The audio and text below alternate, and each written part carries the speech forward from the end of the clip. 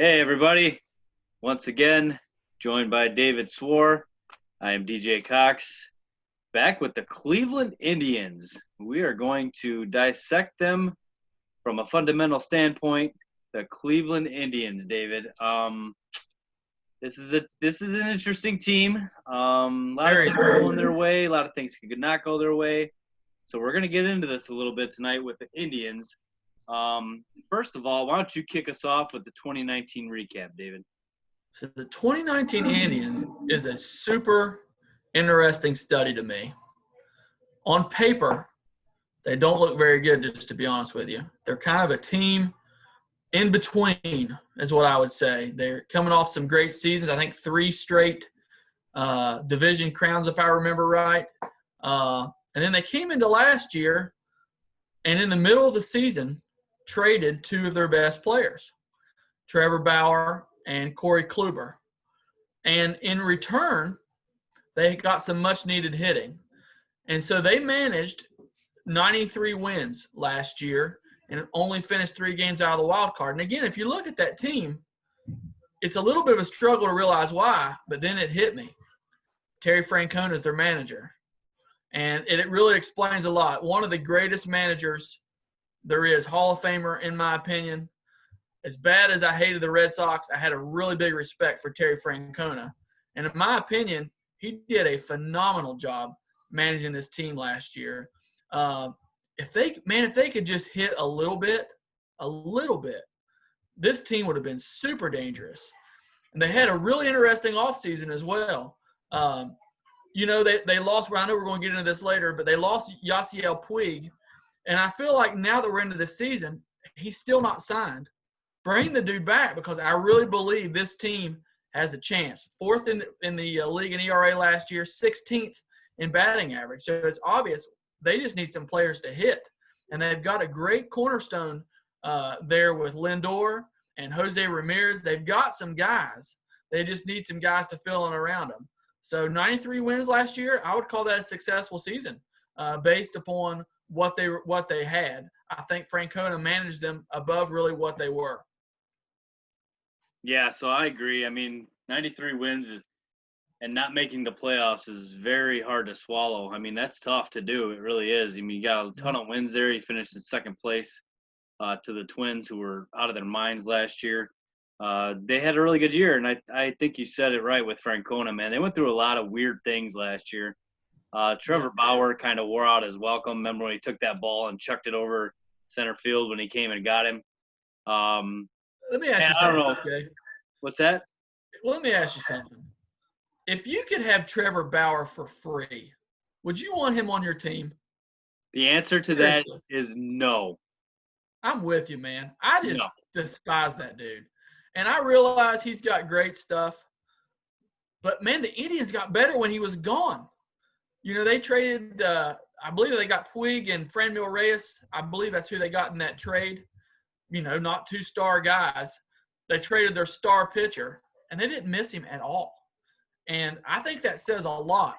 And Terry Francona, he's managed some big personalities in Boston, big personalities. He had to manage through that Manny Ramirez situation, some big personalities. And for him to just say, I'm out on Trevor Bauer, that tells me all I need to know.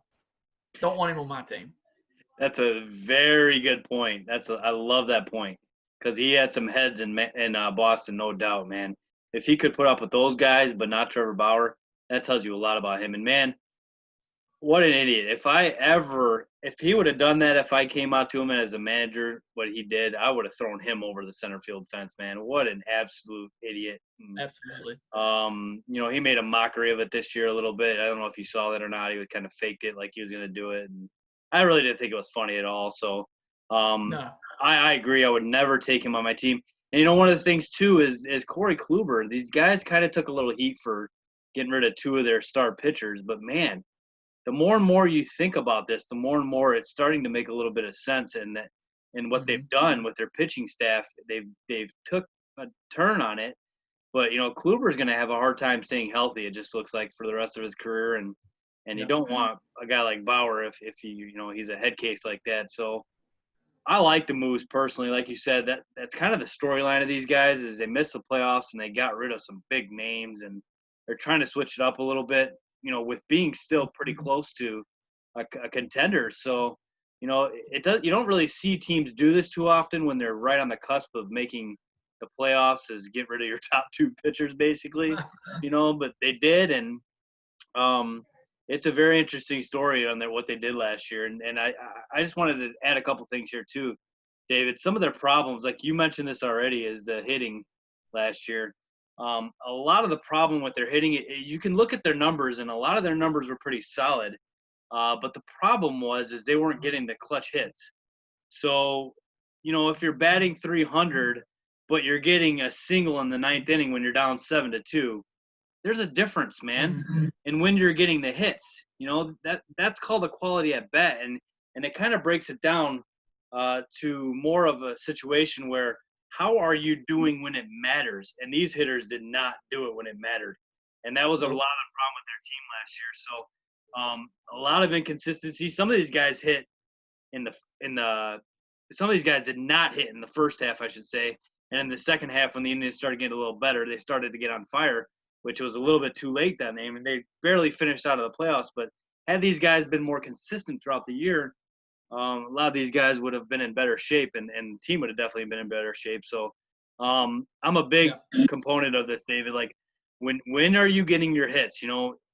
Are you a guy batting 333, but none of that is clutch? You're getting a hit when it doesn't matter, But when you came up early in the game with the bases loaded, you struck out.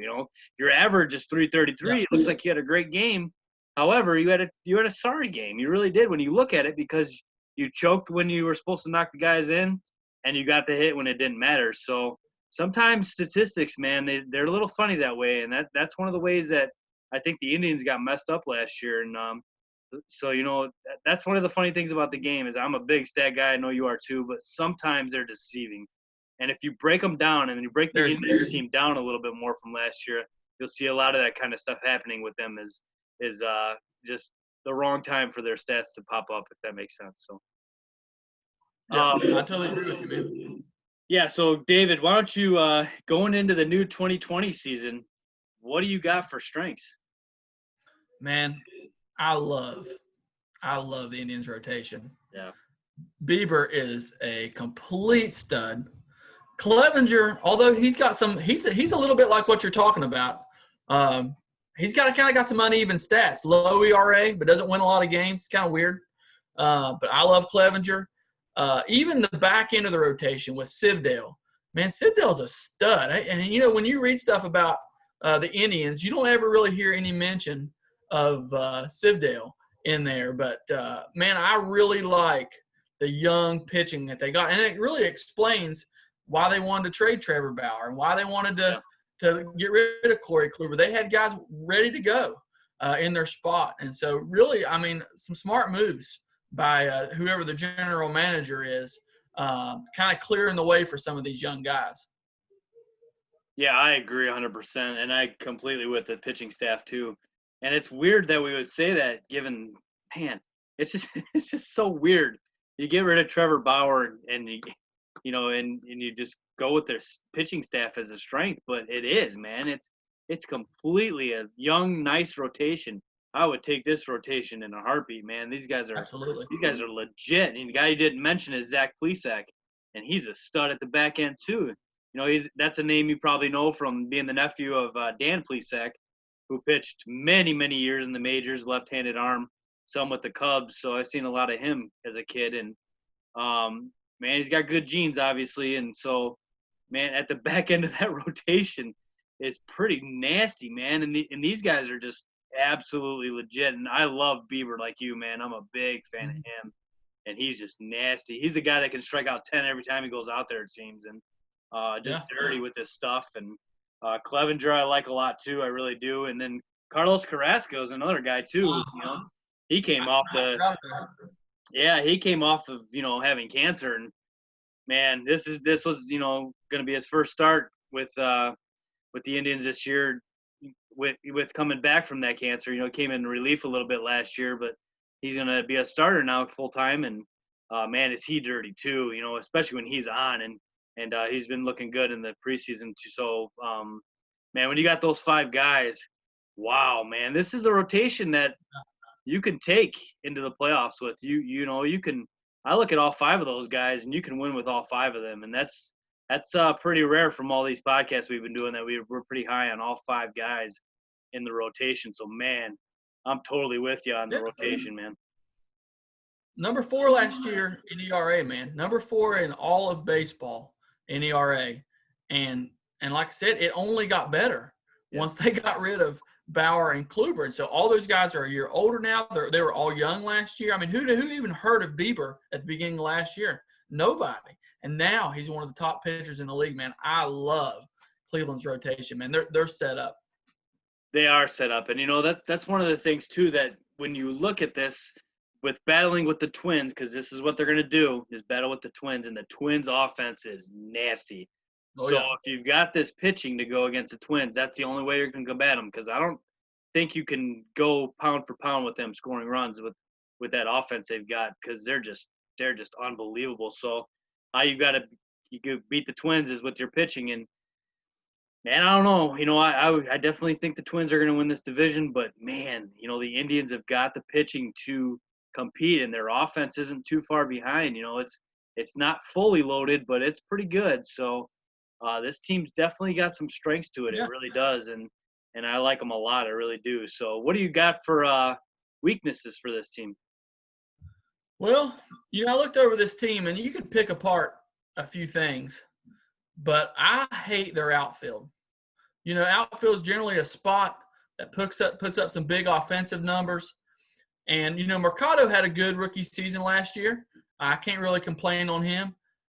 But they don't really have much out there. Tyler Naquin is out there. He's had some moments. Bradley Zimmer, he's had some moments.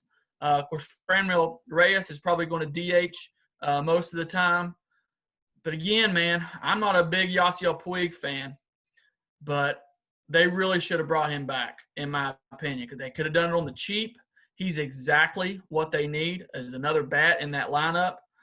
And I'm a believer, man. Good pitching beats good hitting. And I think that proved out last year with the Nationals when they won the World Series. It's hard to match up with Steven Strasburg and Max Scherzer and guys like that. Well, guess what? Cleveland has that, or has somewhat close to that. Yeah. And so they just need a little more help. And like I said, they could have. I know Cleveland's in the middle of this weird rebuild. They're talking about trading Lindor and all this stuff. They could win this year with another player or two. And so I patted Cleveland on the back a little bit, their management, for some of these trades. But I've got to put a big question mark and say, what are you doing? You guys, they could have won this year, 93 wins last year, and still had that same rotation back. But they kind of left. I would say Cleveland's a team full of fourth outfielders. They need some bats, and they just don't have them. So I'm gonna ask you another question about that, because they got Bradley Zimmer, Oscar Mercado, and Domingo Santana on the outfield. So not like you said, man. Those are fourth outfielders. That Bradley Zimmer, I think's got a high ceiling. I'm a little high on him. I think he's eventually going to come around and be a good ball player. But, man, what is the deal, David? And let's talk a little bit more about this, because you brought it up. So why is Yasiel Puig not signed right now? And why have the Indians not gone after him is a great point. But what do you think it is, honestly? Because, I know that the guy's probably not the best clubhouse guy. Let's just be honest. If he was a teammate of mine, I probably wouldn't like him. I just kind of, you get that feel from him. We can tell by most of these major league guys, which ones would be cool teammates to have and which ones wouldn't. I don't think he really would be. I don't think I'd like him too much, but he's kind of weird and he's just different, But what's the deal, man? Why is he not signed? I don't get it. He has to just be an absolute cancer. That's the only thing I can come up with, because there's no doubt he's better than a lot of outfielders are out there. And, I'll compare him in a different way to Colin Kaepernick. Is Colin Kaepernick better than quarterbacks that are on rosters? Sure. But is he such a big distraction that it's a hindrance to the team? Absolutely. And I think it's got to be the same way with Puig. Now, we've never heard anybody come out and say, well, Puig did this or Puig did that. Not that I can remember. But it's obvious teams just don't like him, and I don't know why. He seemed to never really reach potential with the Dodgers. He's just kind of bounced around. But yeah, man, if I'm Cleveland, I'm signing up for it because I can get him cheap 1 year for cheap, which is what they're after. They're trying to save money. But is Puig better than every outfielder on the Orioles? Yep.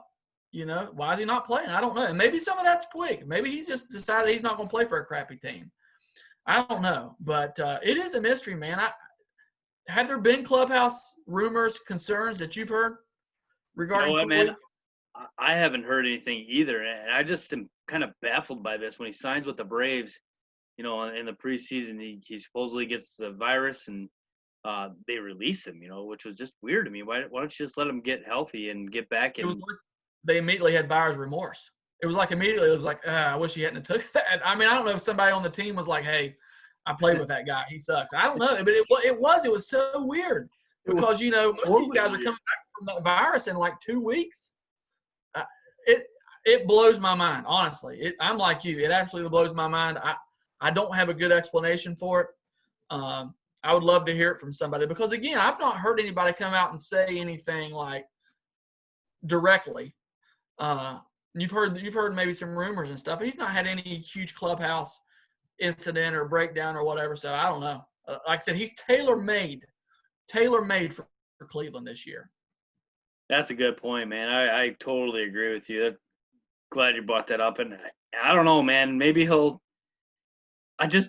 know, man. The only maybe he will eventually get picked up by some team here with everybody that's going down and everything for different reasons, but it's just a weird situation, man. And welcome to 2020. Everything's really weird, but this is one thing that's definitely up there too. Is I just can't get it, and I really don't understand. So I don't know, man. Maybe he'll get there, and we'll see. So I'm gonna go with as their weakness. I don't like this bullpen very much. I really do like their rotation. I do like their hitting for the most part. A lot of those guys in the lineup I'm pretty high on, so I'm not too low on a lot of those guys. I agree with the outfield part, but man, this bullpen, when you kind of look at it, Brad Hand's your closer, which I like him. He's pretty good. Then you just got a bunch of guys like, Oliver Perez, who's been around for a long time. You got Cam Hill, Dominic Leone, Phil Matan, Adam Pluco. Just guys that are really kind of no-namers. Adam Simber, Nick Whitgren. These guys aren't very good, to be honest with you. They're kind of no-namers, and some of those guys are pretty solid. They're not completely garbage, but as a whole, man, I'm not real high on that bullpen. And even Brad Hand, he's okay.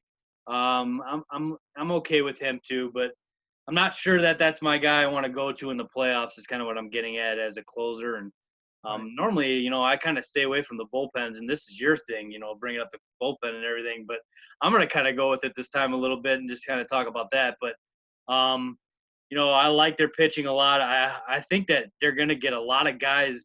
And you're big on this a lot, David, is a lot of these starters are going to go 7 innings, that's really good. If it's 7 quality innings, they're going to be in some good shape, and you won't have to worry too much about this bullpen. But that's not going to obviously happen all the time. So when you do get into this bullpen, I don't know. That's kind of where I see they could possibly get into trouble, especially in the playoffs. So we'll see about that.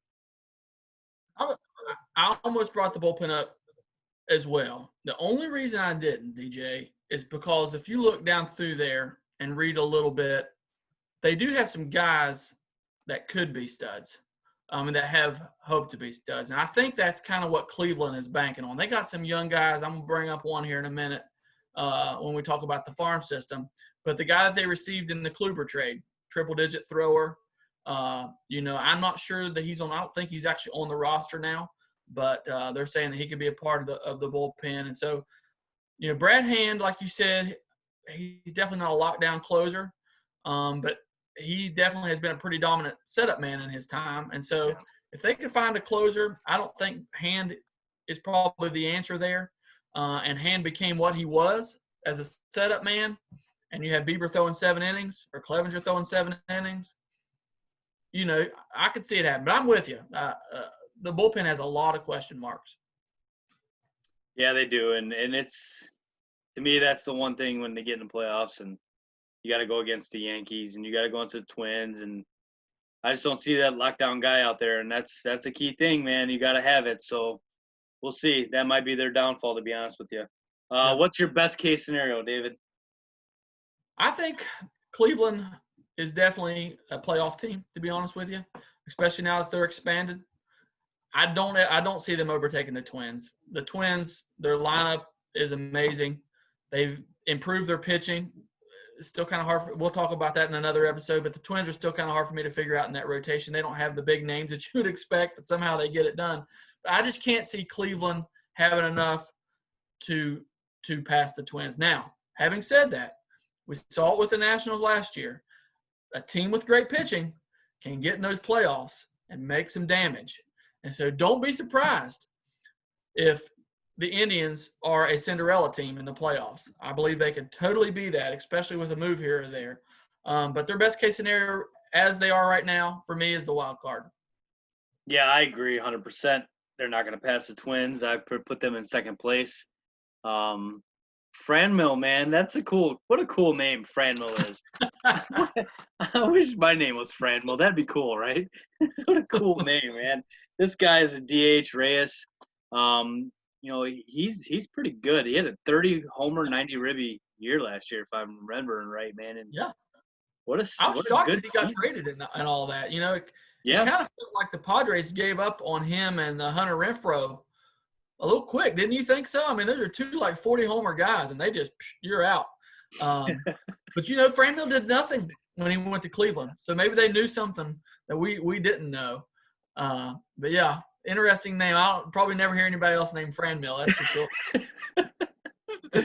Franmil, man, I'm telling you, here, with this pitching we talked about, Lindor is one of the best shortstops in the game, and it's kind of weird. So I'm going to get into this a little bit because you brought it up at the beginning. What direction are you going with a team that's right there and you're not wanting to bring back your stud shortstop? I'm not sure what to think about this. I've been thinking about this for a while now, and I'm not really sure.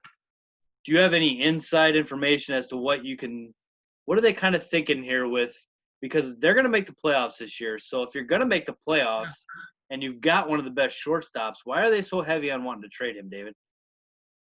I really think that the Indians did not think they were going to be here. That's what I think. I think they've been great for several years, and I think they kind of thought, hey, it's time to shake up our roster.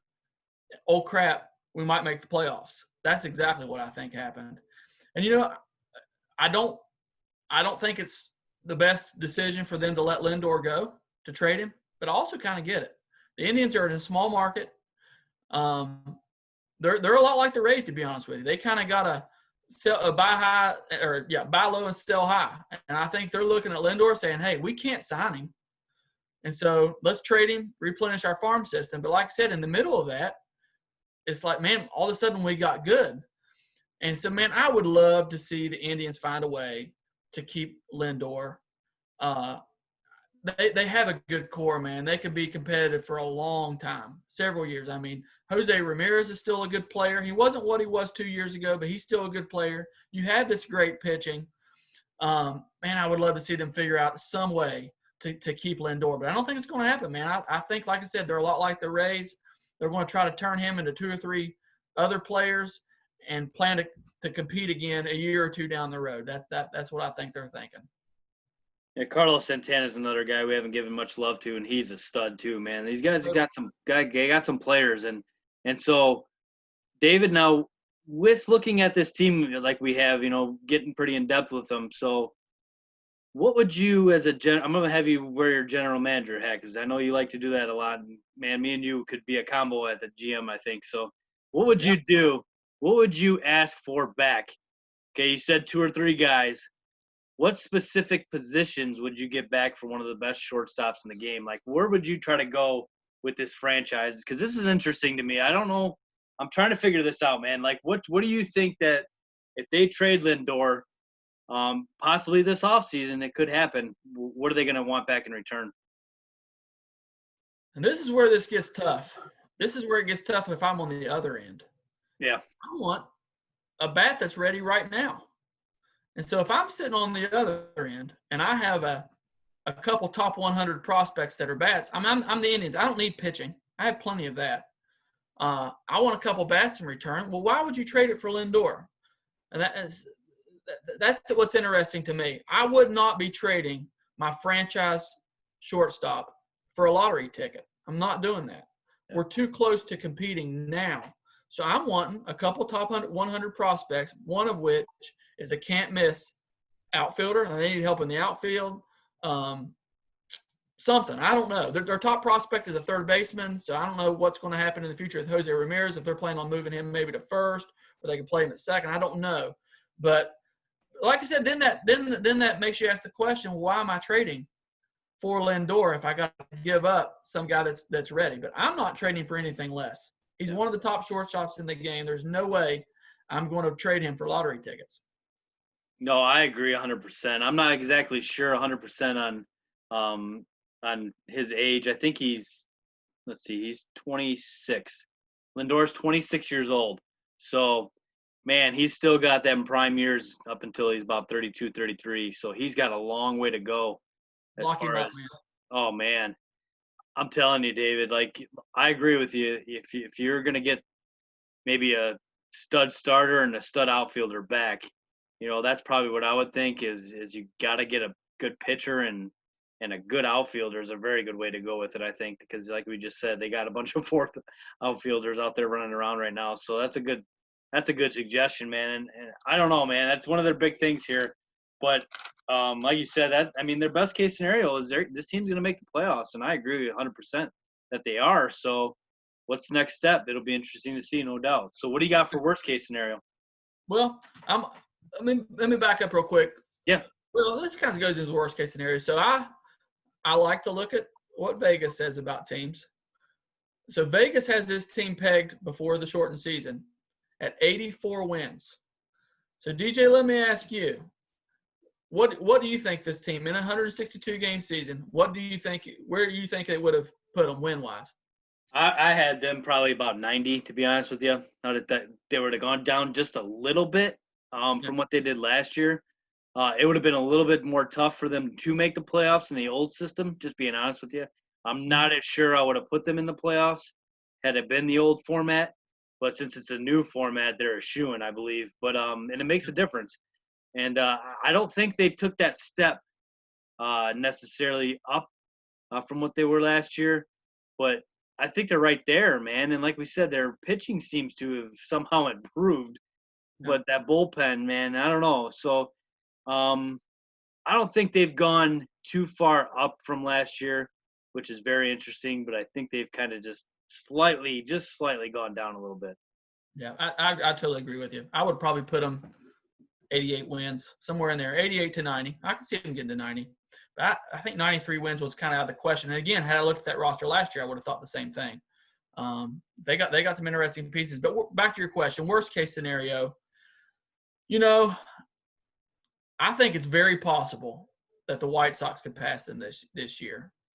I'm not saying it's likely, but I think it's possible. So worst case for them, I don't think they slide below the Royals. But worst case for them is missing the playoffs. This ought to be a playoff team. Even with kind of just staying level, this ought to be a playoff team.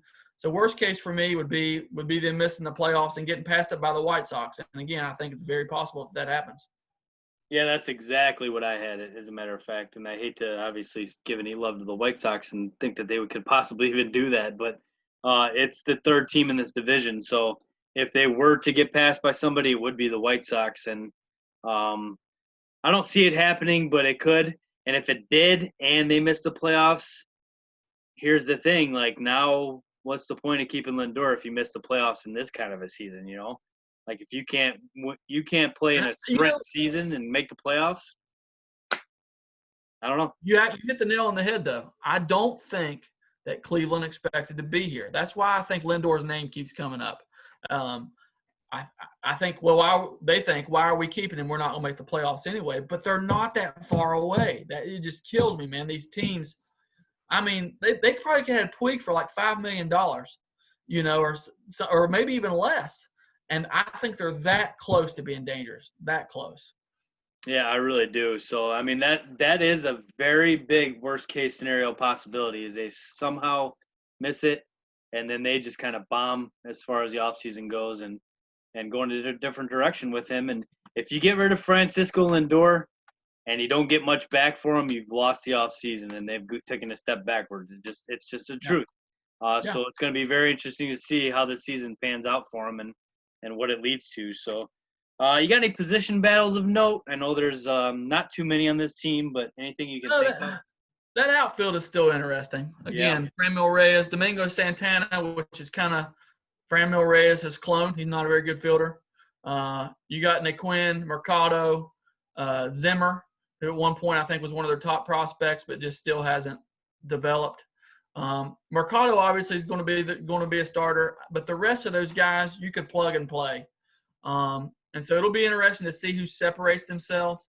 Obviously, we're 10 games in. I've looked at their lineups. They've mixed it up a lot, to be honest with you. I think they're trying to find the right mix. But the rest of the positions on this team are kind of set outside of maybe the bullpen. And, again, they got some interesting arms, that some that have been up and some that haven't.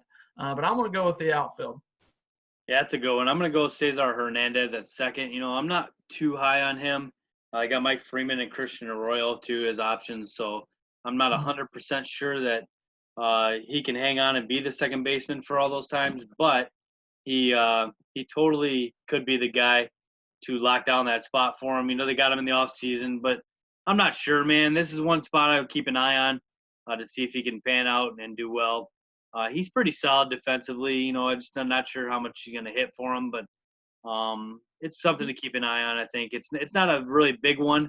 I think he's going to win the spot and keep it all year, but it's possible some of these younger guys could pop up there on him. So, I was surprised in looking back. Cesar Hernandez had a great year last year. Yeah. Kind of an unsung year. I think he had about 71 or 2 RBIs. I don't remember exactly. Yeah, for the Phillies. Yeah, and if Cleveland could get that out of him again, that's a big upgrade because Kipnis, he's kind of been on the downhill slide. I know he's having a good start with the Cubs so far, but he was kind of been on a slide for the last couple years, and so that could be definitely an upgrade for them should he pan out. But like I said, there's not a long history of that either, so I'm a little skeptical myself. Yeah, it'll be interesting to see. The outfield and second base are definitely the weaknesses of this offense, and I truly believe every other spot that they've got is pretty loaded.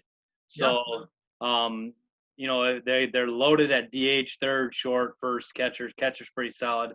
So, I mean, if like you said, if he can come out and have an offensive year like he did last year, and some of these, I'm still thinking Zimmer hopefully can develop for him. If that all happens, they're going to be pretty solid. So, all right, David. So here's your names, key additions: Domingo Santana, Cesar Hernandez, Delino DeShields, Sandy Leon, and Bo Taylor, additions from last year. Anybody come out? Yeah. Meh. That's kind of a meh offseason, to be honest with you. Like I said, Cesar Hernandez is interesting. Sandy Leon's a great backup catcher, one of the best defensive catchers in the game, if I remember right. So I'm a big fan of catchers, if you haven't noticed. Yeah. I think it's very – I don't think people understand how important that backup catcher is. And especially when you can't score a lot of runs, it's important to be able to hold those down, and you got a young pitching staff. So I think that's a good add. But overall, I'm going to probably give their offseason a D or maybe even an F. Just didn't really add anything that I think is going to boost them that much.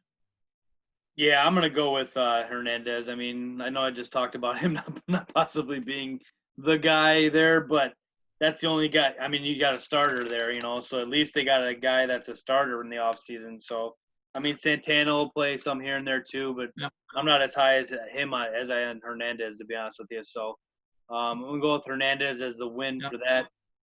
But like we were talking about earlier, most of the moves that these guys made were trades last year.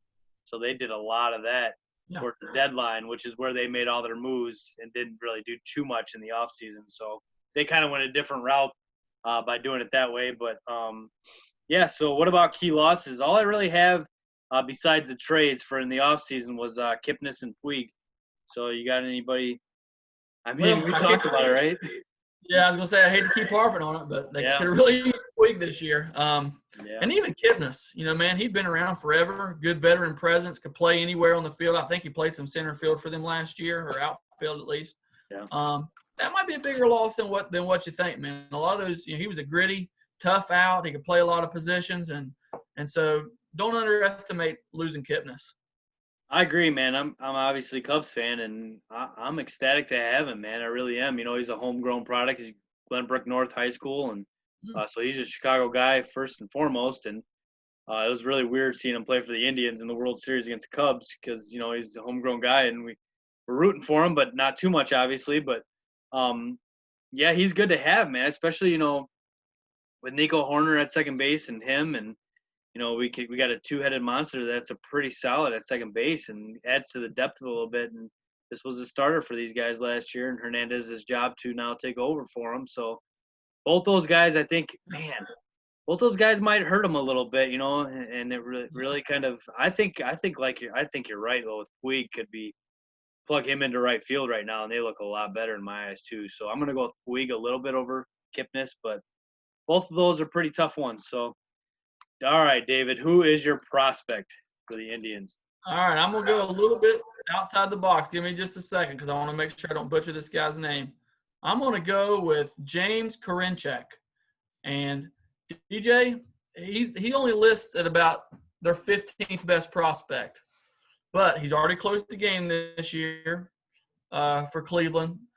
And, man, he might be the guy. So last year he pitched 30 1/3 innings, 74 strikeouts. That equals out to 22 K per 9. He led the minor leagues in strikeouts per 9 innings. What? Upper 90 fastball, hammer curve. They said absolute hammer curve. And so this is probably the closer of the future. And that's why I'm saying their bullpen is a little more interesting than what it's getting credit for. 74 strikeouts in 30 1/3 innings last year. That's the number I wanted to hear again. I was going to have you read that back to me again. I would say that again. What? Yeah. Are you kidding me? 22K per 9. That's crazy. What in the world, man? That's nasty, man. That's something that is almost unheard of, to be honest with you. It's like two point something Ks an inning, man. Come on. Wow. That's filthy, man. Is he on the fast track coming up pretty quick? Yeah, so he's, like I said, he's been up. He closed the game the other day. Hand, has struggled out of the gates.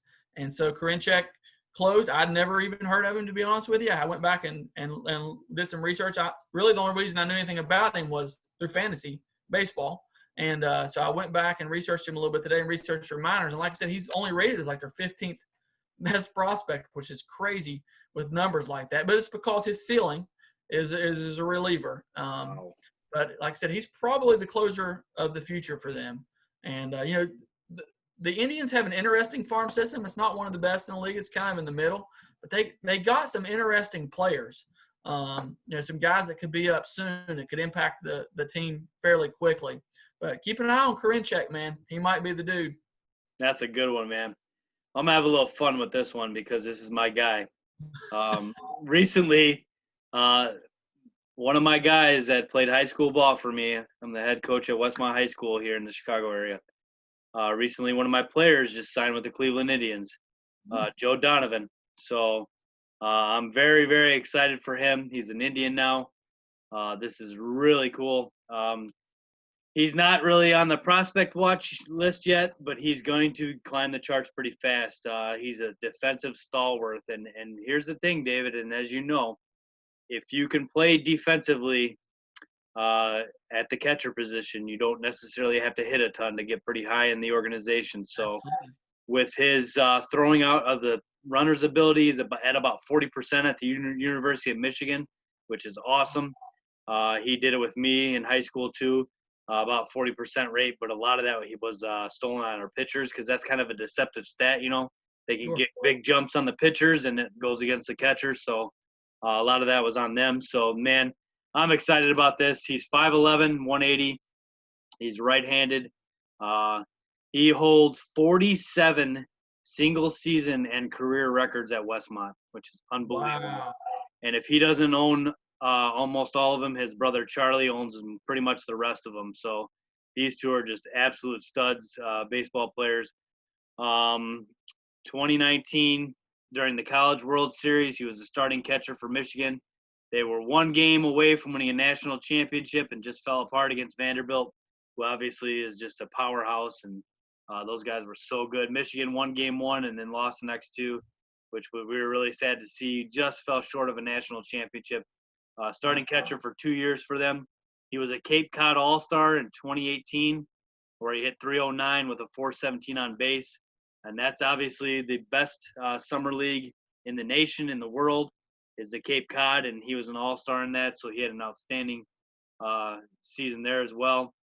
At Michigan, he had a 316 on base, hit 10 bombs, 44 ribbies, was a two-time starting catcher. And, man, I'm just excited about Joe Donovan. I think he can climb the ladder really fast. It's going to take a few years probably, but right now he's currently just working out back here in Chicago. And, since minor leagues were canceled, he doesn't really have anywhere to go right now.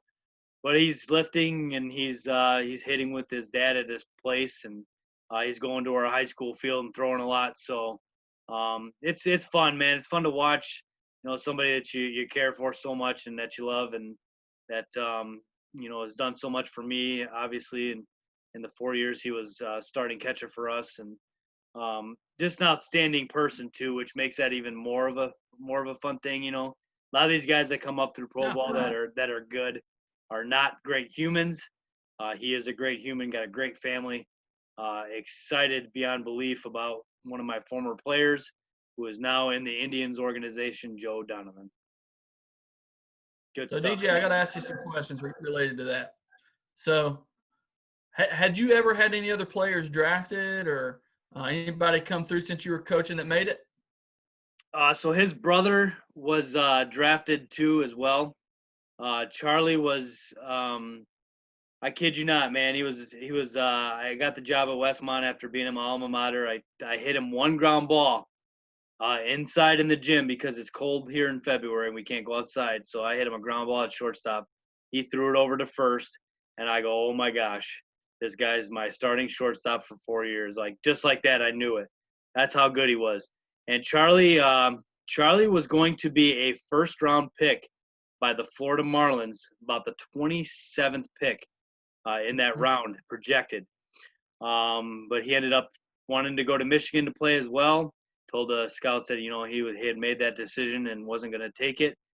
He ended up, unfortunately, passing away, which was one of the hardest things I've ever had to go through as a coach. But Charlie and Joe both drafted, two guys I've had drafted in my coaching career, which is it's amazing to see. It's so much fun when you see all the scouts coming out. And man, Joe plays every day for his brother Charlie. Charlie, like we always say, played 6 inches above the ground when he was out there. Man, unbelievable player. Like I said, he would have been a first-round pick, and he would have gotten there. I truly believe that. So, yeah, it's been really cool to see, and I'm rooting for Joe. I know everybody here is, and we hope that he makes it, man. So you kind of hinted at it there. So when you saw these guys, I mean, was it obvious from day one? I mean, were they just that much better right off the bat? Were they late bloomers? Like, yeah, you could totally tell right away. Joe, as a freshman, was outstanding. I mean, he's playing varsity ball as a freshman. That's a team that we made state with. Charlie was a junior. Joe was a freshman, and you can tell. I mean, it's just the eyes don't lie when you see it, man. And one of the things that's kind of crazy, man, is you've got a guy who ended up being a possible first-round pick, would have been, and he starts over a senior as a freshman, and parents are still mad about that. And I'm like, you just can't win, man. You cannot win. Here you have a legit first-round MLB pick, and he starts over somebody, and people give grief, So that just goes to prove that you can't win all the time when you're making the lineup and everything, and you just go with what you think's gonna. And obviously that was the right choice. I mean, I've made wrong choices in my life, no doubt, but that one was just easy. I mean, come on. I mean, he's going to be a first-round pick, so he's playing as a freshman. And, yeah, Joe's power developed between his freshman and sophomore year in high school. He started hitting a lot of bombs then. He's actually in the top 10 all-time in IHSA history and home runs, which is pretty legit when you think about some of the guys that have come through here that were pros for a long time. For him to be in the top 10 in home runs in the entire state's history is pretty awesome. So, yeah, it took him probably from his freshman to his sophomore year to get the power, but everything else was already there, man. Pretty awesome. Awesome. Yeah, I love hearing about that, man. That's cool. Cool stuff. Yes, sir, man. So, do you you got any trivia for me? Yep. Give me just a second here. I got to pull it up. All right. Here it is. So the Indians played in the World Series in 1920. Who was their manager? I'm going to give you a hint. He's been brought up a couple different times in our podcast. 1920 manager? 1920. Come on, dude. You got to get this. This is your hero. Tris Speaker. It's Tris Speaker, dude. Yes. Attaboy. I thought that was so funny. I was looking through there, and they were talking about that. I thought, you have got to be kidding me. DJ's boy, Tris Speaker, not only was the all-time doubles leader, but he managed the team as a player. He hit 388 that year, by the way. He managed the team to the World Series. Tris Speaker was the man. I didn't even know who Tris Speaker was until we had this podcast. So you taught me something, DJ. Telling you, man. So he managed and played for that team like Pete Rose did? Player manager, 1920. And like I said, he hit 388 on top of it. Crazy. Wow. Yeah. Wow. That's a fun fact. I did not know he was a manager. I did not know that. Yeah. That's awesome, man. Holy smokes.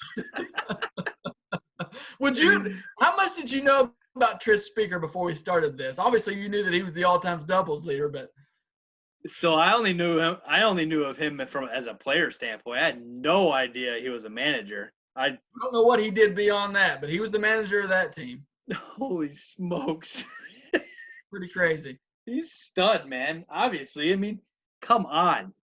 I mean, think about the guys that have come through this game. And, I mean, I know that it's hard to compare that time from this time. I get that, but I don't care, man. You're the all-time doubles leader. You did something right, man, because that is legit. So that's a good one, man. All right, so I'm going to give you name 3 Indians who have had their jersey number retired. Jim Tomei. Yes, sir. Let's see here. I got one. My boy Larry Doby. Larry Doby, yes, sir. And the third one. Tell me what era the third one's from. So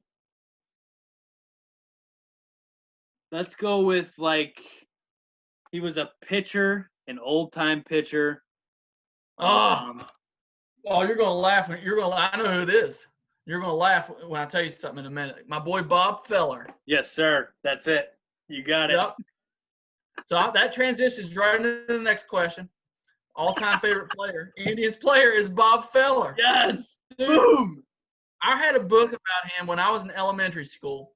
My mom had this set of books she bought me. It just had a bunch of sports stories in it. And one of those stories was Bob Feller. And I read that story more than anything else. I think it's so cool that he was a war hero. He was considered really the first hard thrower. The first guy that could probably throw in the 90s. That is fact. But I love me some Bob Feller, man. He's my favorite all-time Indian. Are you serious? That's great. You have to give me 2 seconds to grab something. Okay. Okay, so look. This is one of my favorite autographs that I've got, David. I gotta show this to you. That's Bob Feller, buddy. Wow. Where did you get that? It's on a black baseball in a gold Sharpie. It is sweet looking. I know it's kind of hard to – here, I'll take the case off of it. Might be able to see a little bit better. But that's see the so Bob cool. Feller HOF there? Uh-huh. That is one of my favorite autographs that I've got. That's a sweet signature. And I got it at a Cubs convention, actually. I used to go to Cubs convention almost every year during the 2000s decade. I went there almost every single season it came through. And he had a booth set up all the time where he had to sell his book, like you're talking about. He would sell, yeah, I think he's from Iowa, if I'm not mistaken. And he's got a museum Yeah. there in Iowa that if I ever go that way, which I think we talked about this while we were maybe vacationing there. So if I could Um, find it and go to it, that could be like my baseball thing this year since we're not doing any games, obviously. So that's go to, bucket list stuff right there, man. I would sign up for the Bob Feller Hall of Fame any day of the week. That if anybody still listening to this podcast, you've got to do some research on Bob Feller. And I actually had this conversation with a pastor friend of mine. We were talking about Ted Williams, but they don't make guys like that anymore. Can you imagine the whining and complaining if people had to stop in the middle of their career and go to war for 3 or 4 years? Can you imagine? I mean, we're just so spoiled. Baseball players now are so spoiled. I mean, if I'm not mistaken, Bob Feller started playing in the major leagues like when he was 16 or something. And right in the middle of his career, like 22, 23, 24 years old, right in there, he has to leave and go to war. I mean, just what a stud, man. I love hearing about those guys. Just have utmost respect for them. so I forgot about that because I'm almost positive, and I got to look this up, but I'm almost positive he's got a museum in Iowa. So if I end up doing that, that's gonna be my baseball day, as a Field of Dreams, and then the Bob Feller It's a pretty good day museum. right there. That's a good day, and then we'll try to make something else for the kids the next couple days there. But yeah, man, I'm telling you, he's legit. That's really cool that it led right into your next question, which was who is your favorite Indian of all time. I've got him up there too. I mean, what an awesome player and what an awesome guy, man. I got to talk to him for about 10 minutes. I'm not gonna lie to you, and I was just on cloud nine talking to him, man, because Awesome. it was me and him just standing there, and I wish I would have got a picture with him. I don't know why I didn't. I think maybe the guys that I was with were in a different spot or whatever when I was talking to him, but I really wish I would have got a picture with him too. But he's a man. And I'm going to go with Oral Hershiser here, Yeah. only because, yeah, The Bulldog. I love Oral Hershiser. I do too. And I couldn't give him my Dodger love because I got too many other guys there. So I got to throw Oral some love here, who played with the Indians for a few years. And man, when I looked at his Indian stats, David, he was still legit, man. Still legit with the Indians. And a big part of those '90s teams that were dominant in the years as well. So very underrated player. Oral had some great years in the beginning, some kind of crappy years in the middle. I don't remember if he had injuries or what, but he had some great years there with the Indians towards the end. I'm thinking that '97 team that won the World Series or went to the World Series, they didn't win, but I'm thinking he had 16 or 18 wins that year. I mean, he was a great pitcher, man, and he was the ultimate competitor. I used to love to watch Oral Hershiser pitch. So, David, did you ever get to see that documentary on the '90s Indians? I did. Very cool. That has to be like one of the most solid teams to go through a decade and never win a World Series, man. It really several does. Hall of Famers, several borderline, guys that didn't make it. But yeah, I remember looking through one of those years, the lineups, as I was watching that documentary, looking on Baseball Reference and stuff, and seeing some of the guys in their lineup. It was just like, how did this team not win? I mean, you got Jim Thome, Eddie Murray played for him there for several years, Roberto Alomar, Manny Ramirez, pre-steroids when he was just unbelievable. Kenny Lofton. Hey, Kenny Lofton has, I'm not going to say he's a Hall of Famer, but he's not very far out. He's a very underrated player. David Justice was on some of those teams. I mean, they had an awesome team. Omar Vizquel still might get in the Hall of Fame.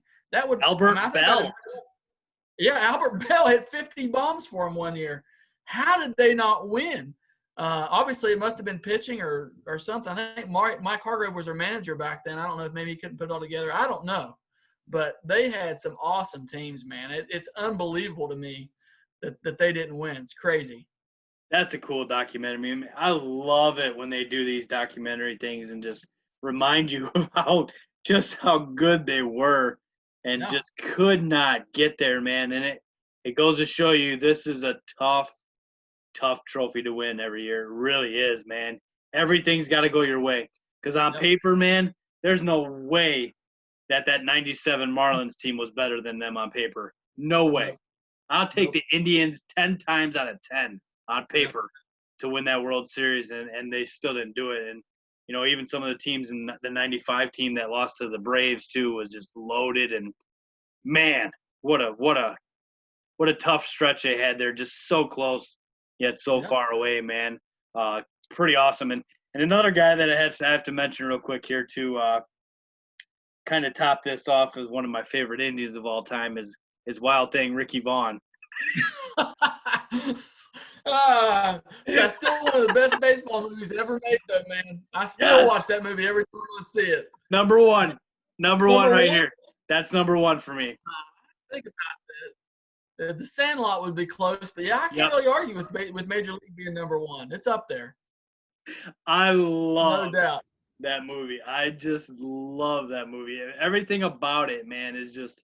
And we talked about the euchre part of it already in our Brewers podcast, but I agree with the Sandlot too, man.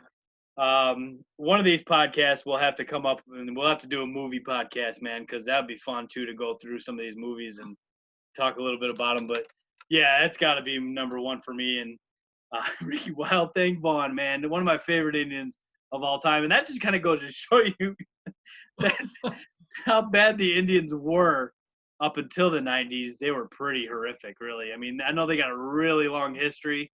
So back in the days when they were one of just a few teams there, they were pretty good. But for a little while there, man, they were pretty terrible. So, and very big gap, man. Very big gap. Like I said, the 90s teams were great, but I challenge you to name very many players from the 80s from Cleveland. Very hard.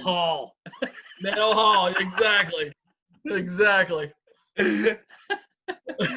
No, if I'm not mistaken, they've got one of the biggest World Series droughts in history. Or not in history, but I mean, it probably is in history because it's been a long time.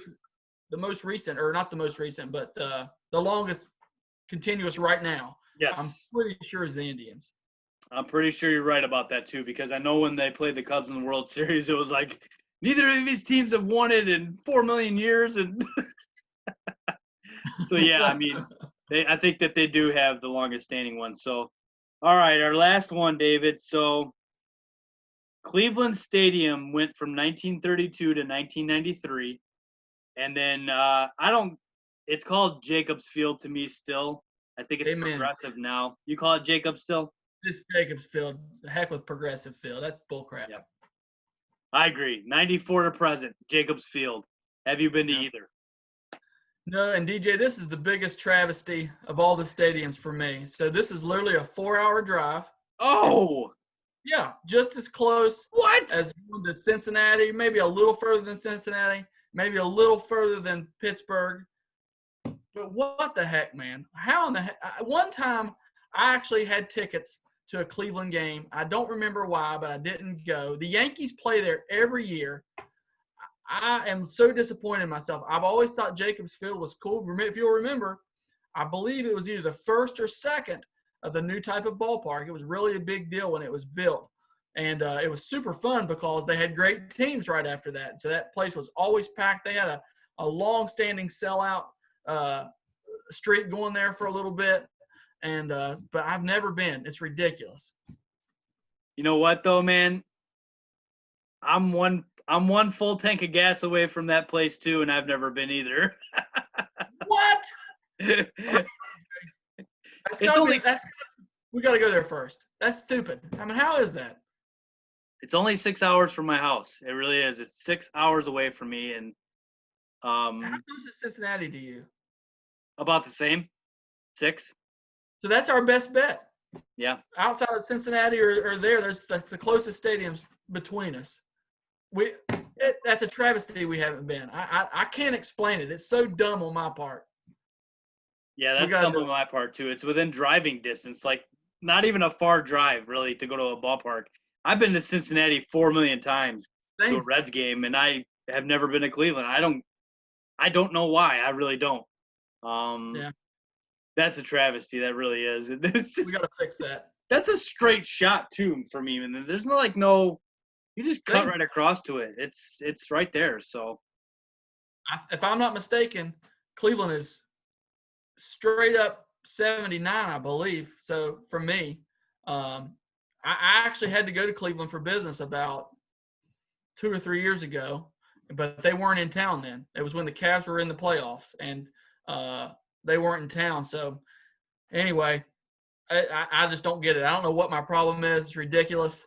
But next year's got to be Cleveland. I'm marking it down. I'm going to hold you to it.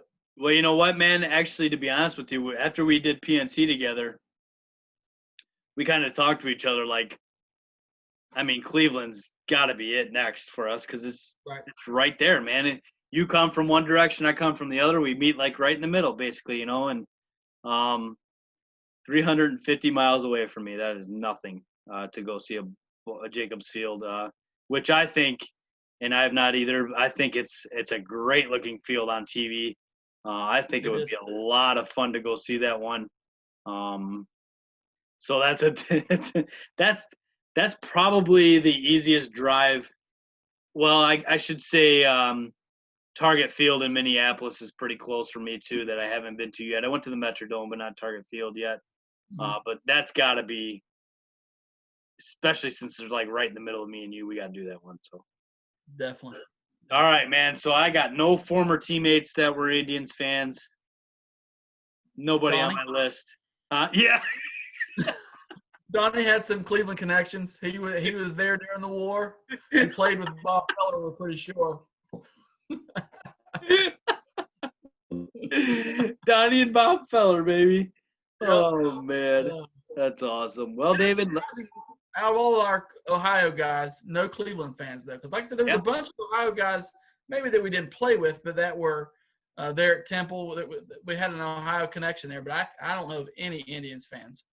Yeah, you're right about that. They were all Reds fans, and I don't know. It's just that whole region just swarms to the Reds, man. It really does. And the Indians must get like that northeast part of Ohio, central, maybe Columbus type area people too. And they got a definite fan base. The Reds have a huge one.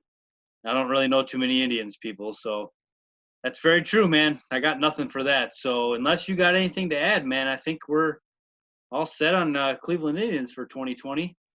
All right. Interesting team. One to keep an eye on. Yes, sir. So we'll see. We both agreed that they're a playoff team, so we shall see how the nice starting staff that the 2020 Cleveland Indians have. And once again, thanks for joining us, and we will hopefully see you all soon. See ya.